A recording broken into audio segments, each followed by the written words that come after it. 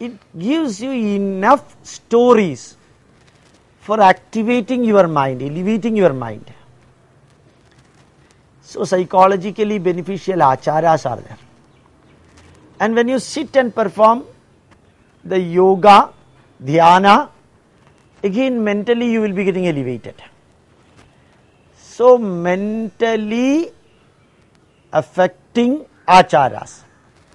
Positive acharas, sadacharas are listening to mantra, listening to music, listening to Ramayana, listening to Mahabharata, listening to Bhagavad Gita, taking the blessings of others and also comparing the life of others. These are all beneficial for the mind. Those acharas are psychologically beneficial sadacharas. So we go to temple for this particular purpose, mental satisfaction partly, then physical satisfaction on the other hand. So similarly, we celebrate the birthday. Similarly, we invite many people for attending a marriage for mental satisfaction too. We invite the guests and give them food, not because they do not have food in their home, but Atidhi Devo Bhava is mental satisfaction. When you touch the feet of your teacher, mother, father, when you celebrate their Shashtiyabda Purti or birthday, it gives happiness, mental contentment to them and to us. And when you donate something to others, when you console others, when you do the blessing for others, these are all mutually sharing, caring and curing. Sharing, caring and curing, which are part and parcel of Sanatana Dharma. So now you have learned about psychologically beneficial acharas. Now we will also go through the physiologically beneficial acharas. Early morning, suppose you are getting up at 5 o'clock, at that time your brain is optimum active. So getting up at 5 a.m., it can give you an active brain. The activity of the brain can be brought to the optimum level. So waking up early morning is a good achara. Then sitting on the bed and you chant Karagreva Sade Lakshmi Karamadhye Saraswati Karamule Sthita Gauri Prabhade Karadarshanam. Why you are doing that? Early morning looking into your hand, without washing your teeth, without cleaning your tongue, without even washing the face, you are chanting this mantra exclusively because it gives a stability for heartbeat and blood circulation. Horizontal body, when it becomes vertical, you know that the heartbeat will be stabilized before you are standing erect. So the blood circulation should be done forcefully when you are standing erect, vertical to the gravity. Whereas when you are lying position, heartbeat intensity will be very less.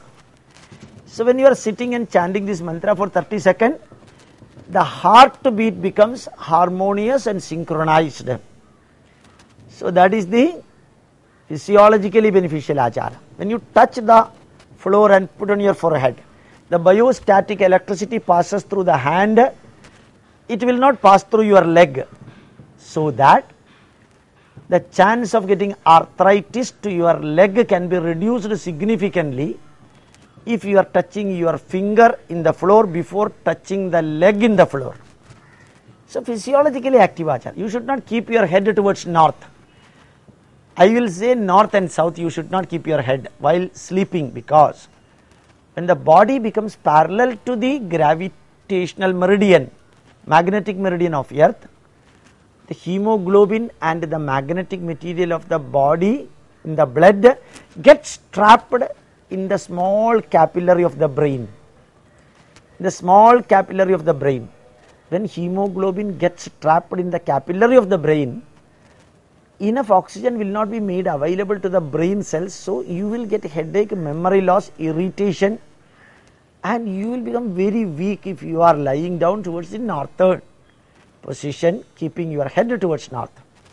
Similarly, when you are studying, you are praying, when you are doing meditation, keep your face towards eastern direction, because the magnetic flux of the earth and magnetic flux of the brain becomes complementary when you keep your face towards east when you are doing meditation and also prayer, etc.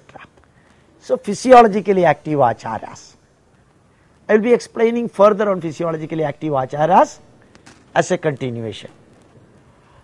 So, we say, if you are living in your own village, the acharas to be performed should be incomplete. Swagrame purnamacharam, anyagrame tadardhagam, pattane tu tatpadam, yatre balad acharatet. If you are living in your own village, practice all the acharas systematically. If you are living in another village, practice one half of the acharas. Anyagrame tadardhagam, pattane tu tatpadam. If you are living in a city, practice only 1/4 of the acharas. Yatre balad acharatet. When you are traveling